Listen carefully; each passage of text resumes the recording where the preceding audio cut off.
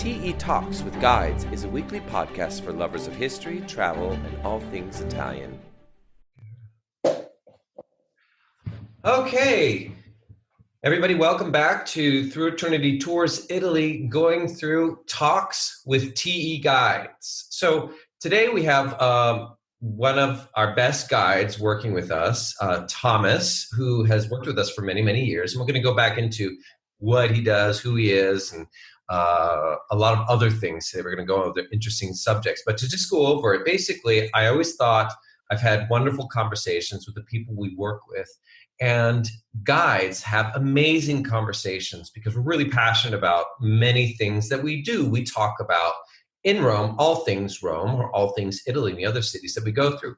And I thought, wow, you know what? This would be really interesting for people who have gone on tours with us, people who know these guides, and also people who will be taking tours with us. Now, today, I asked Thomas what he would like to talk about, and I think he brought up a great subject, something that I really have felt a little bit inadequate about, which is the Middle Ages in Rome. So, hey, Thomas, how are you? Pretty good. How are you doing? I'm good. So before we get into the nitty-gritty of this vast subject, very interesting subject that I don't think a lot of people realize, let's talk a little bit about you. First of all, how long have you been working with Through Eternity Tours? Since I moved to Italy almost 15 years ago. It's been almost 15 years. Time flies. I can remember a moment, just to let you guys know, we always kind of go through a process. I kind of have a background in theater, so to make sure that we have guides who really know how to talk to people, entertain people, and are really great storytellers, we make them do an audition for us. And I remember Thomas came to us. I even remember that you wore a green Banana Republic button-down shirt. And you had a lot of cologne on. So it's 15 years ago. And I remember you had to give 2 presentations. And then I said, okay, at the time, I want you to come back and you're going to talk about Caravaggio's Judith and Holofernes. And I remember you blew me away. You blew me away because you had a way of talking about it that was so well done that I've never forgotten it 15 years later. Anyway, I'm really excited to talk to you today about this because, I followed you on many tours, and I'm always amazed at how your tours have evolved through the years and how you've just been able to just make things your own and take this total interpretation of things from the Colosseum, the Vatican, and stuff. Anyway, I'm going on a little bit too much, waxing poetic about you, so let's just... do go on. Do go on. Do go on. Okay, fine. But today, we're going to talk about the Middle Ages, and you even clarified for me, and I thought it was a really great romantic kind of title, from Constantine to Charlemagne, right? And you sent me some notes to go through. And for those of you guys who don't know, why don't you tell us, why did you choose these great individuals in history, and who are they? What time period did they come from? And if you could just do it in a brief 2 minutes. Constantine is really the first Christian emperor, and wins his battle at the Milvian Bridge at the north end of the city of Rome against his rival, who happened to be his brother-in-law, Maxentius, in the year 312. Okay.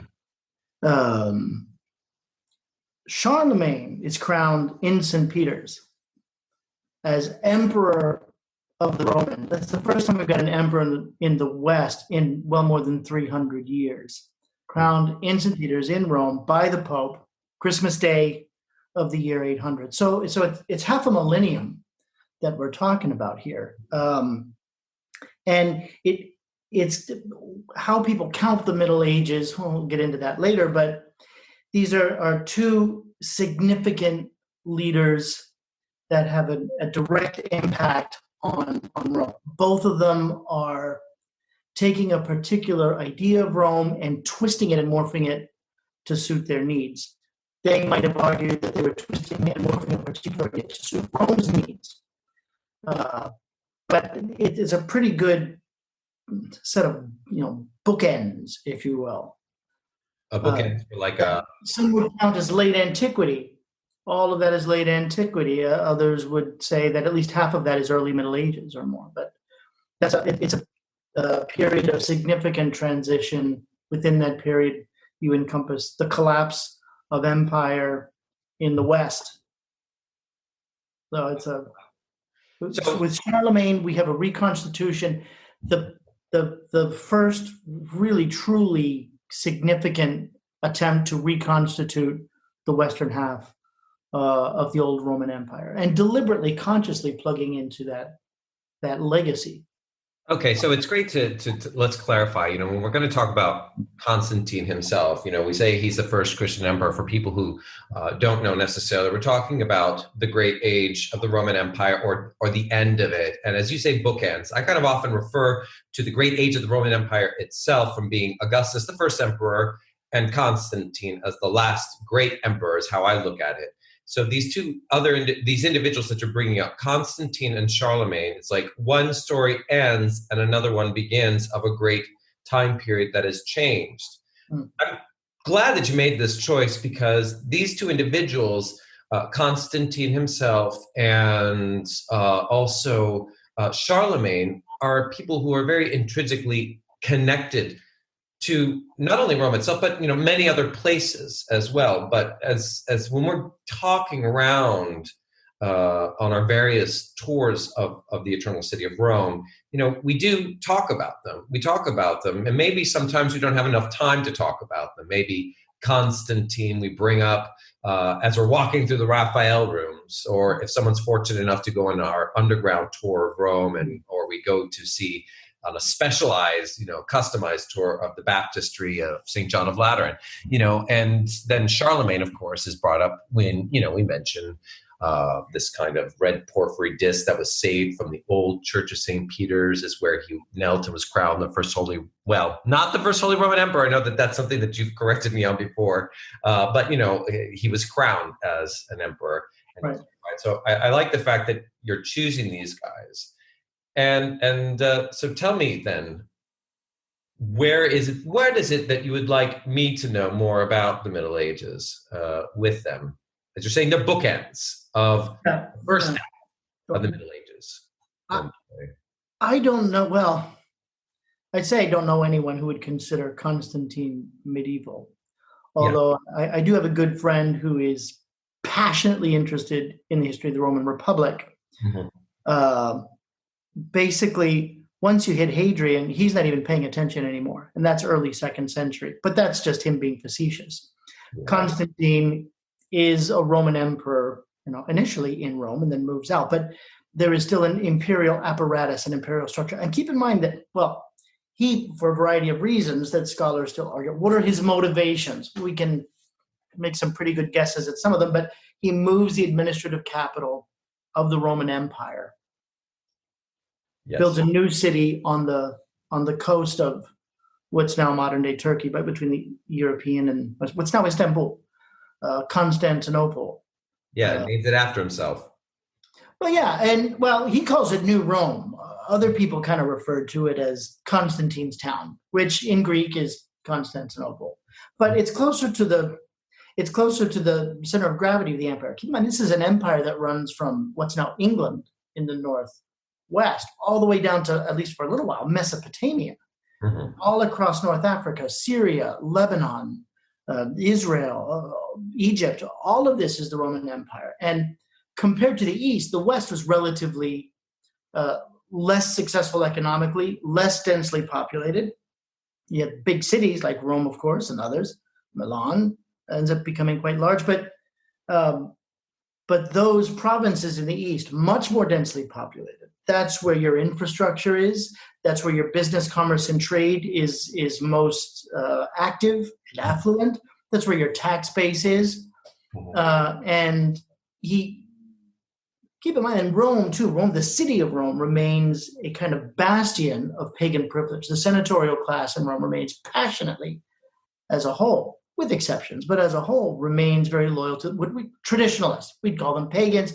They're Romans with Roman religion, and they're traditionalists, and they're preserving that tradition partly to get out of that den of vipers, certainly as he considered it, establishes this new administrator. So there are lots of reasons that it makes sense to do that. But it is an empire. It is an empire that spans this space, and it's an empire that is still recognizable as a Roman empire, that is still called a Roman Empire by the people living in it. So he's not, by any means, really something that we would consider medieval. However, you see this transition, and so much that happens afterwards is inevitably a function of these changes. It's not too long after that you get a division once again between, just for administrative purposes, between East and West. That administrative division ends up becoming social division, political division, even religious division. Great. It's amazing to think about, as you put it into a context of the East being much more populated, the business and the commerce were there, and then you have these kinds of traditionalists. In the East, and in the West, it was larger cities. Did I get you right on that, or am I mixing? Well, you had big cities like Rome, but of course, keep in mind the East. Antioch was huge. Alexandria in Egypt was huge. Athens, of course, enormous. And then rapidly Constantinople replaces Rome as the largest city in the world. Exactly. And then this kind of is like, I always think of it as a catalyst, because he moves the capital, that eventually you did need a great leader. I simplify things, to hold things together. And then and he had the second longest reign of any emperor after Augustus, that things started to fall apart. And, we go into that, we delve into this kind of complex area of the Middle Ages or medieval time stuff. And you made a reference in your notes, of course, a lovely thing. I always remember the cover of the book of Edward Gibbon's Decline and Fall of the Roman Empire. I'm trying, but usually when I refer to it, I put on a bad English accent with it. He's like lollygagging, leaning on a column in the ruins of the Forum, writing his book. And it came out, in 1776? And it addresses it, He goes off in the fall. Well, his argument is even earlier than Constantine, but we don't need to get into that. Right. If we go into talking about the Middle Ages, in Rome, if you could have your way and do a special Middle Age tour, what places would you like to show people, and what would you like them to know about it? You mean which 7 tours of the Middle Ages would I like to give? Yeah, if you could sit as 7, of course, obviously, because there's a lot of different stuff, and they kind of zigzag around. We're talking about 1,000 years of history. So even if there are ways that you could group it chronologically, part of the problem, though, is that, Rome is, we're talking about this with Federica, lasagna. Yeah. So even at St. Clement's, the newest, at least architectonic iteration of St. Clement's is from the 12th century. But there's a medieval church space beneath that, a structure that's older than medieval, but that is decorated in a medieval. So you get these, but you could sort of do a kind of early Christian tour. Exactly. I mean, let's cut it in half, because it is 1,000. We could do the second half on another podcast. But let's say, because from Constantine, 312 AD, and remind me again, Charlemagne is what, 800? Yep, crowned in year 800 as emperor. Great. So even if you did that, you've got sort of 500 years now. Constantinian stuff. Yep. St. Agnes outside the wall, St. Constantia, St. Peter's, St. Paul's, the original St. Paul's, the big one is built by shortly after Constantine's death. Yes. The St. Clement's, the part of it that begins to be used as church, when the columns are added in the level beneath the street level now, is mid-4th century. So, and you've got lots. Santa Anastasia, for example. But then you've got the Byzantine stuff that you could talk about down in the Forum, since Cosme Damiano. Cosme Damiano is converted into a church in the early 6th century. Then you've got the used to be the Curia, the old Senate house in the Forum, built by Julius Caesar, that is converted to a church in the early 7th century. So you've got places all around, And then, of course, later stuff, the Carolingian stuff, where you see more repairs of older structures and redecorations of older structures. That's Like right. the very Charlemagne, famous, the time of Charlemagne, right? So no, Charlemagne, in St. Clements again, there's the very famous harrowing of hell. Jesus descend, his body still in the tomb, his spirit descends down into limbo to release the souls of the righteous. That's from the end of the 8th century, from the time of Charlemagne's own reign as king of the Franks, but even just before his coronation as emperor here in Rome. So there's lots of stuff to see even within that period. If you're going to do it, say from Constantine to Charlemagne, this is this passage from a late ancient to an early medieval world. yeah, And then you could do, this, especially this the stuff. Well, also Carolingian, Pascal I, the exactly. mosaic, and the new Saint Cecilia, Santa Maria in Dominica, where you still have these intact mosaics and structures around from the 9th century. And then you could do that from Pascal I to Pascal II. At the tail end of the 11th century, so many of those square bell towers that are bifurcated windows with those very characteristic painted terracotta discs in them that are quite typical of Rome and around Rome at the time. Tail end of the 11th, beginning of the 12th century, in a massive building campaign that had a lot to do with the political situation at the time. So you even stretching from, say, Charlemagne, basically, more or less, Charlemagne, Pascal I, to the reign of Pascal II, his immediate successors, even that, you could have 3-4 hours of stuff. Exactly. But I think what's always a great thing when we talk about these kinds of things, or if we're going to be taking people around to see them, obviously when we're walking around and showing people, we're not going to go into a discourse about 4 or 5 hours about it. It's stuff that I always think it's great to get them to be interested in it. Yeah. Right, taking it in. And because there's so many wonderful things that we can play with when we're going through these things. And it comes to mind when you're bringing up some of this stuff, because, right now we're dealing with a strange time period ourselves, but we can go through and talk about getting away from the crowds.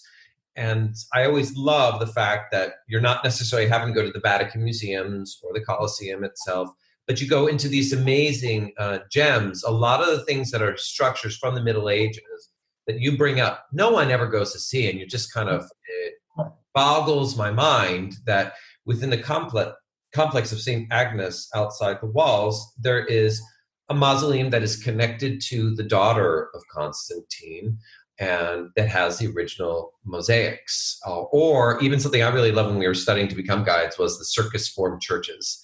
Those were really wonderful. And that right next to the mausoleum is the ruins of a circus form church. And I think it's a great stepping stone also, because you can go into these places and you almost can feel, from my point of view, this spirituality. You talked about, paleo Christians, and it's wonderful to talk about, the economics of the time period, things that are in the context of the time period. What was it like for people going into these churches at that time, and how was it used politically and socially? You mentioned, right? You mentioned Charlemagne, and you mentioned that there were these popes who were doing restorations in that time period. They're reconstructing things, or restoring things, or building things. Why was it important for Charlemagne to do that, or during that time period? Why was that going on, do you think?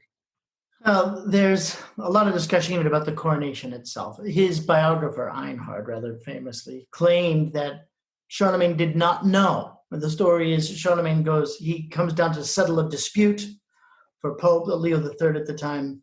A few days later, they're at Mass on Christmas, and surprise, surprise, up pops the Pope with the crown. Poof, you're the Emperor of the Romans now. And Charlemagne is supposed to have quipped, well, if I had known you were going to do that, I wouldn't have come to Mass today. There aren't very many people now, frankly, I don't think there were that many then, who put a lot of credence into that. It's almost like testing the waters. He had worked very hard to continue his own father's work at uniting the Frankish tribes. And these guys are suppressing the Saxons in East Germany. They're suppressing the Alemanni. They're suppressing the Burgundian. They're suppressing the Visigoths in the south of France, and the Lombards, who had basically overrun most of Italy. And there's this idea that he's a successor of the legitimate emperor in Constantinople, because the emperor at the time was not an emperor, but an empress. And for a lot of people, this was an illegitimate succession. And so the idea is he's not seeing himself as reconstituting anything. This is the way they're trying to play it anyway, is the rightful successful, because the Pope said so, and the Pope represents God. And this is in fact what happens, is the Franks provide the muscle and protection that the popes in Rome need. The Pope provides this kind of legitimacy of authority. And in fact, he makes overtures to Irene of Athens, who's the empress. And she apparently is thinking rather positively about this. Talk about an amazing alternative history series. If that had happened, if they had gotten married, uniting the old Eastern and Western halves of this old empire, that would have been quite something. That didn't happen.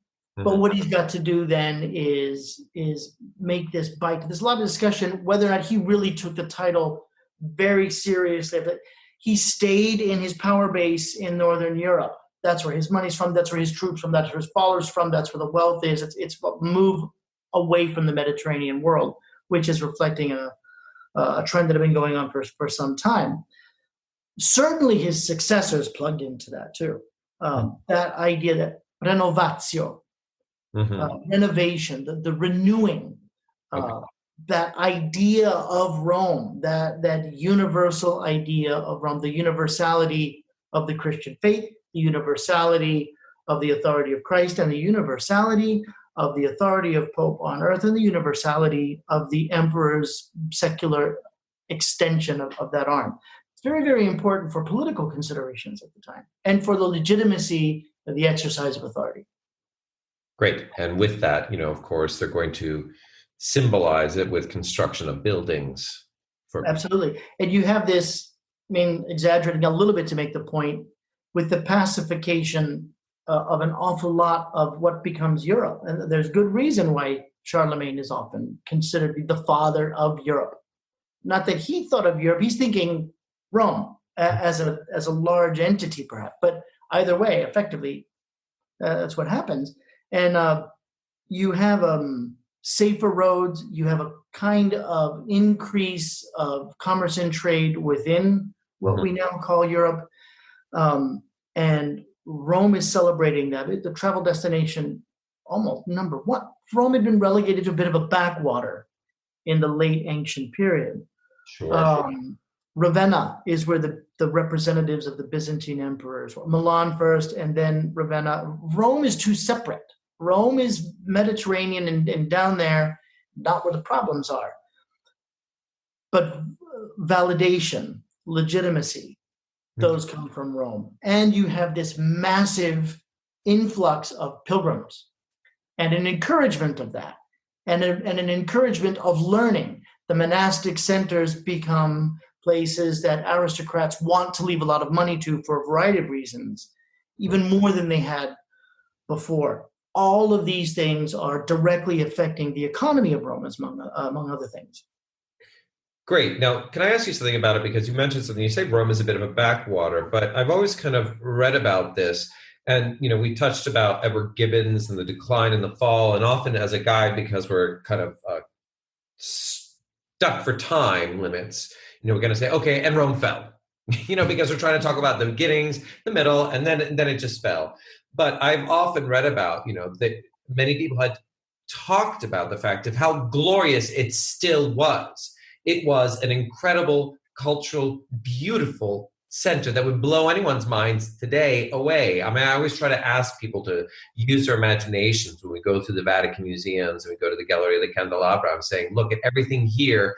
Everything was hand carved. Everything was painted. It was decorated. Yes, they had 4 areas of the city.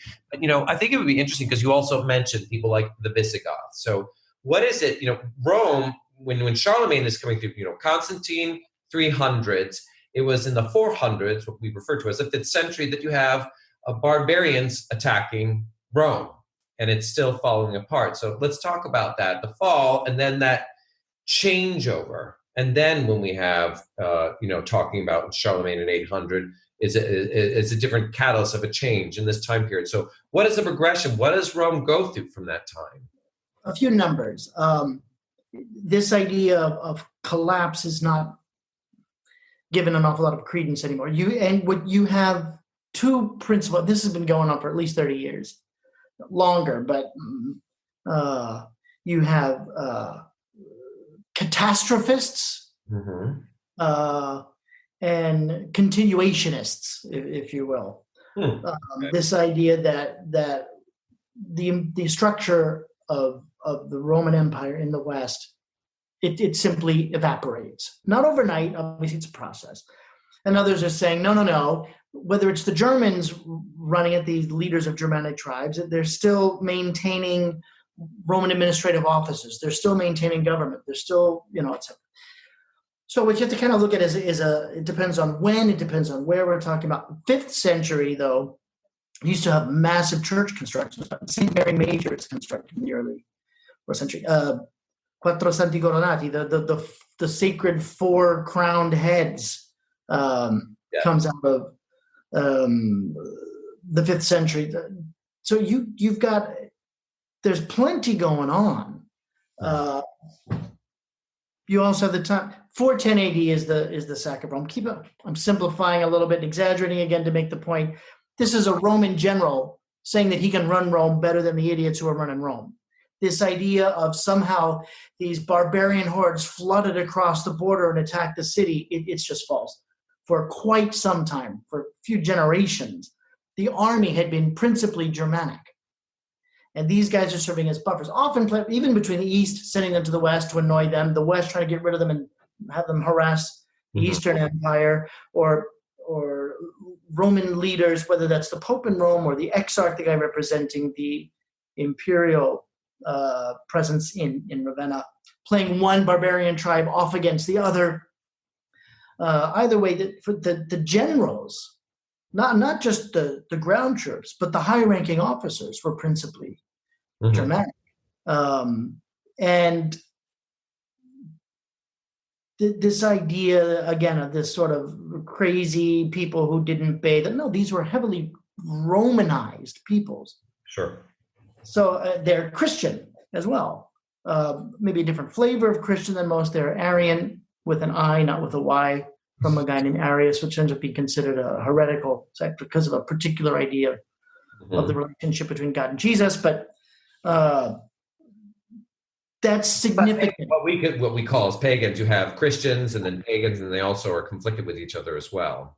Right. So you get, over the 4th century, you get increasing pressure, especially in the very late 4th century. You get the closing of the public temples. You said a lot of private temples, sponsored by the cooperaciones, basically the labor unions or individuals or groups, whatever.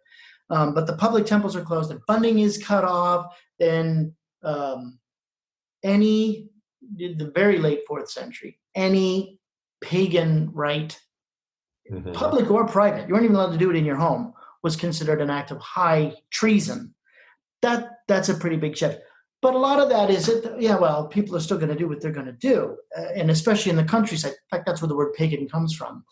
Paganos, basically country hicks, because the things in the country linger a little longer than things change faster in the cities. That's just as true then as it is today.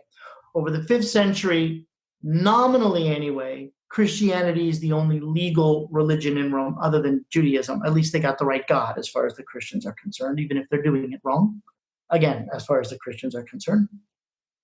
But you have 451, Attila the Hun is rampaging through the north of Italy. Speaking of visual aids in the Raphael rooms. Sure. You have 455, the Vandals are in, doing what Vandals have been famous for doing ever since.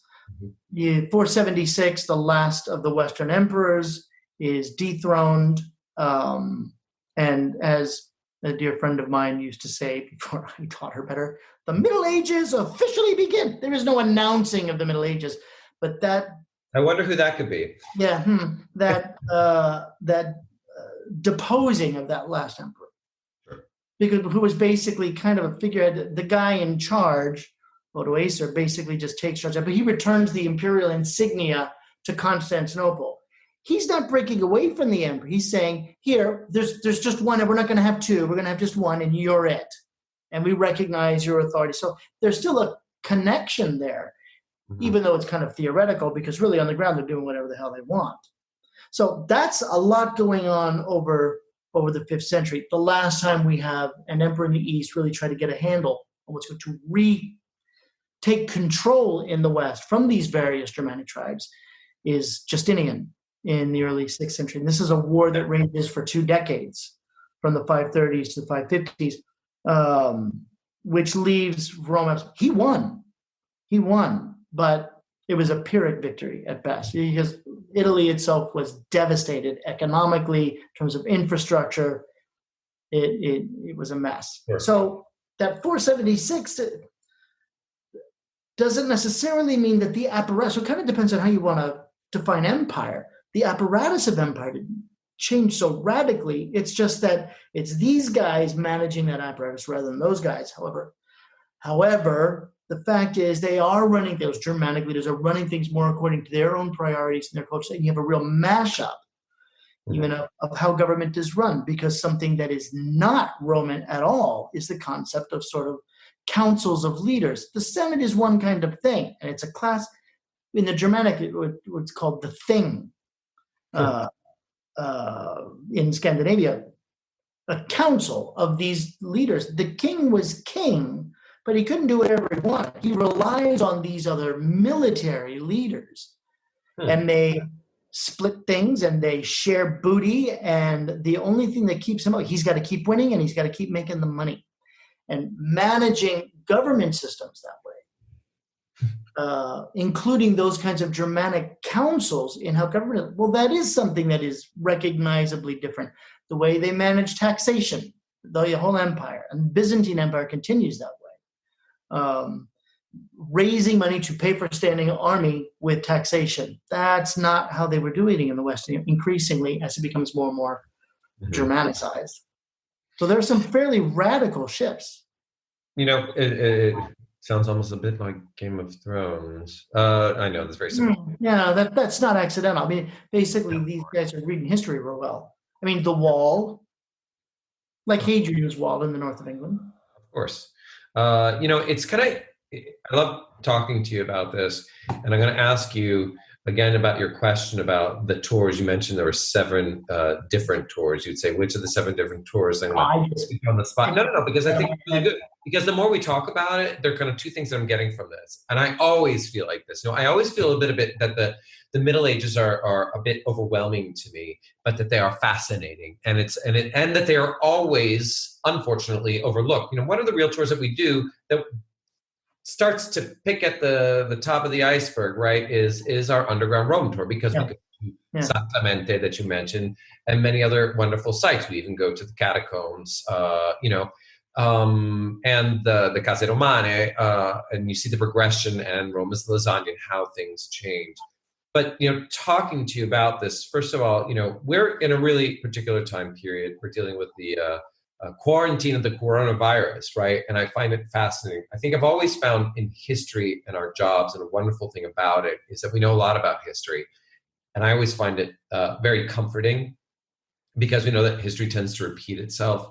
And, we're in a moment that's kind of scary for a lot of people, including us, because we work in the travel industry and stuff. And we know, and we understand this, we can see the big picture, that we know that we're in a moment in time where things are going to change from this. Yeah. Right. And what we've been trying to talk about right now are all these kinds of cataclysmic things that happen, that change. We haven't even started to deal with the plagues that were going through the Middle Ages. That can even be really about the second half, because the Black Plague was the 13th century. Yeah, exactly. So it's very exciting to talk about it. But let's say to finish this up, because here we are starting to tip at the iceberg, talking about these 2 great figures. and in Rome, because I would really love in this recording if I could edit this and then add up some of the images of these places, some of these wonderful mosaics, like the mosaic ceiling of Santa Cecilia. Tell me 7 tours that could really go into specific themes that you would love to be able to tell people about the Middle Ages, if you could. I would even kind of want to go back further, different periods, still obviously imperial, with the advent of Christianity. Paul's Rome, for example. What is Rome for the early Christians? What are early Christian spaces within Rome? Catacombs, of course, but many others. From those places that become churches, places that were homes where people met, or tombs where martyrs were laid that have churches built on top of them later on. So you could kind of, even looking at some of these structures built at different times, but all related to the early Christian martyrs of those first few centuries of the Christian era. And then from there, a sort of Constantinian Rome. That's a separate tour altogether. I mean, you could spend a half day just on that, traveling around through town, looking at structures that still remain, artwork that still remains, but also talking about the society. What changed for the people who weren't Christians with the conversion of Constantine? What changed for Christians? What changed over the space of the 4th century and into the 5th century? So you go basically Constantine's Rome through the next just 200 years to the Gothic Byzantine War. Then another one you might do around Charlemagne's Rome, the time of Charlemagne, the time of Leo III, and then shortly after that, under Louis the Pious, with Pascal I, Saint Cecilia again, Santa Maria in Donega, various places that you go at the same, looking at actual things that still remain that those people themselves saw, and there's proof of it. When the Pope is the guy paying for it, and he's got himself up there in the mosaic, all the saints have got halos around their head, and he's got a little blue box called a nimbus. That, like Harry Potter's broom brand, that nimbus means that the person it represents was still alive at the time. Yeah. So when we're talking Pascal I, we're talking the middle of the 9th century. Yep. That's spectacular. And then a completely different kind of tour, talking about what we would generally call the higher Middle Ages, from the late 11th, 12th, and 13th centuries. That's when you're talking about all the bell towers. This is when you're looking at the new St. Clement's, the ones at street level. So you can even separate them up into kind of chunks of time like that.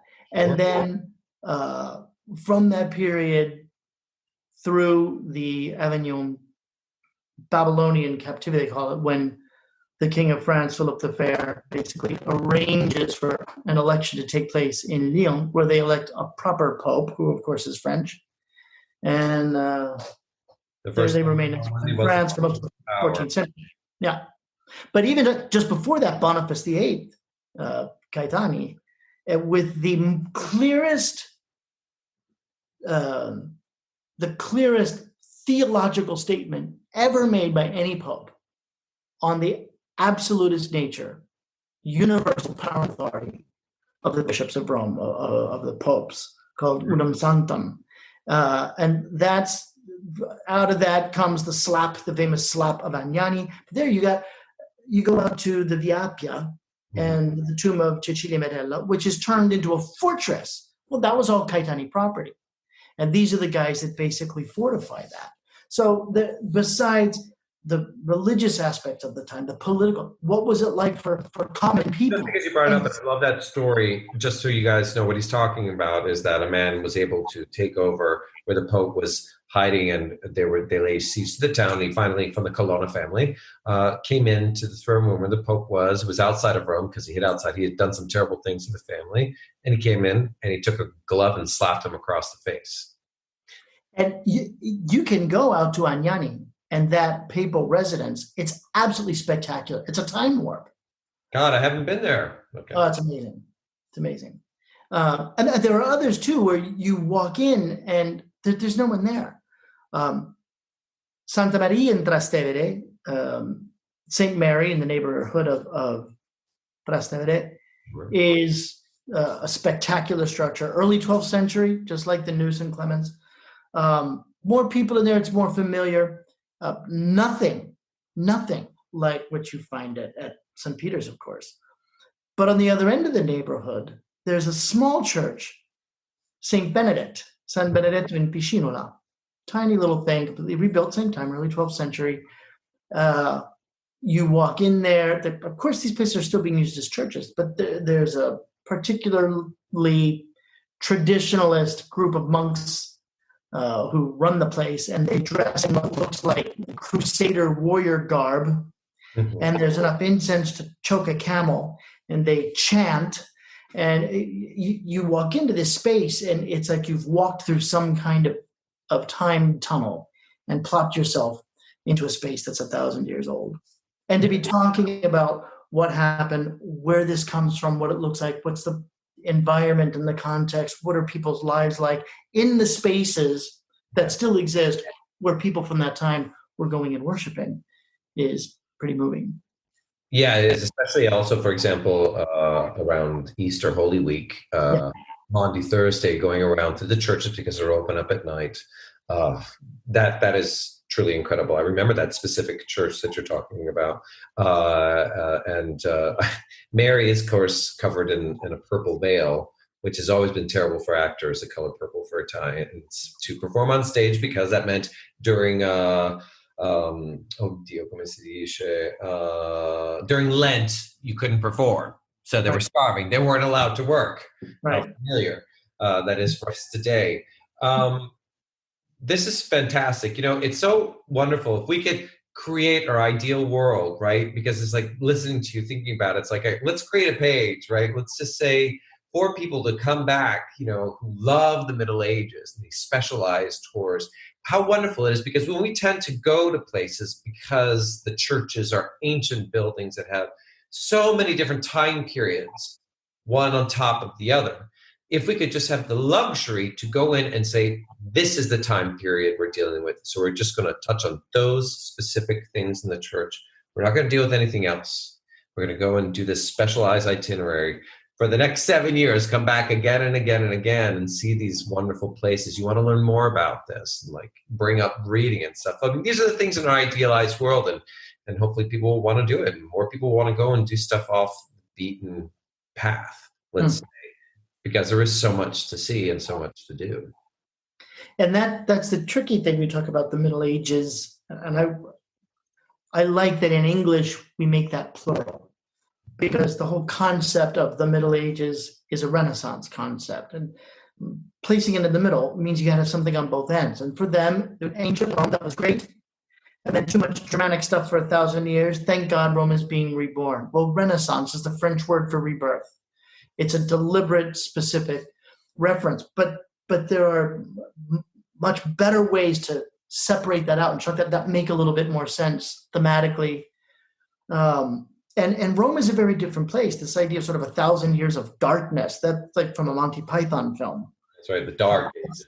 That's right. That's not the way it was. Now, you were mentioning before, this idea of collapse, just utter collapse being kind of poo-pooed, and it should be poo-pooed.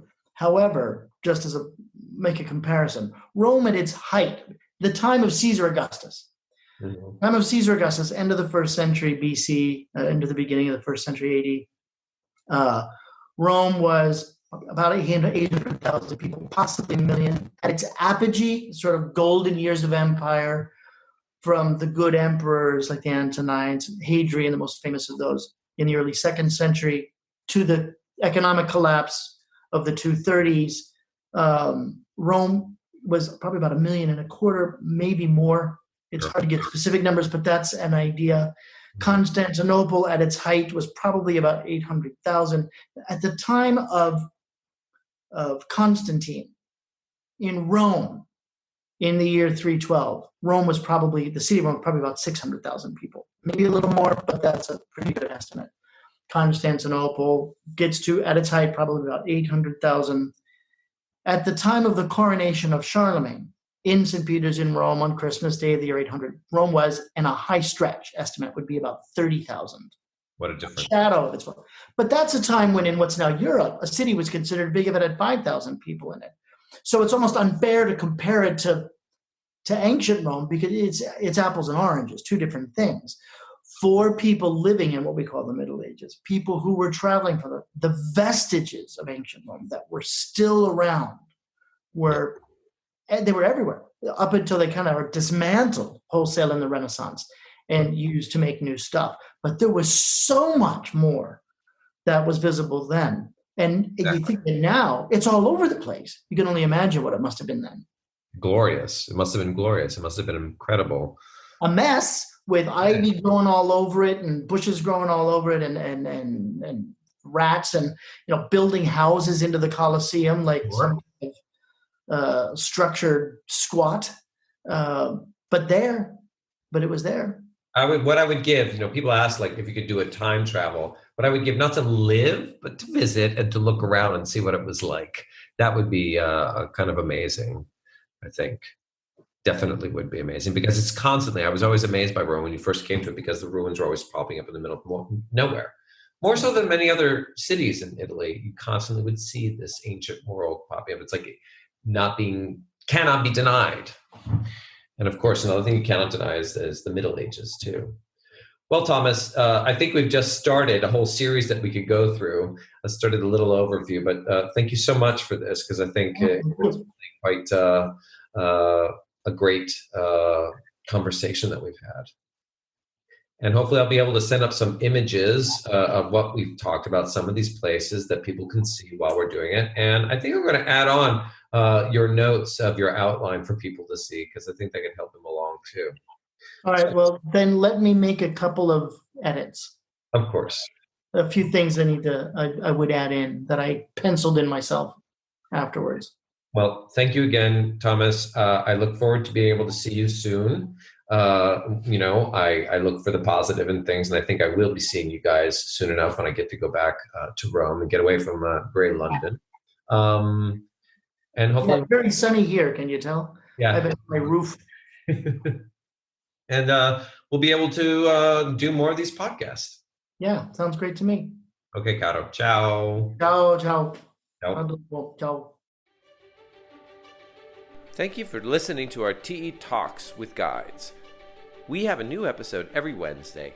Please subscribe to get an alert when each podcast comes out. Rate us and tell people how you enjoyed it and share it on Instagram, Facebook, or Twitter. Most importantly, if you enjoyed it, send us a feedback about the show. Also, if you are curious about what some of these people and places we talked about look like, you can subscribe to our YouTube channel and watch the video on this podcast where we have inserted special images for you to further enjoy the story.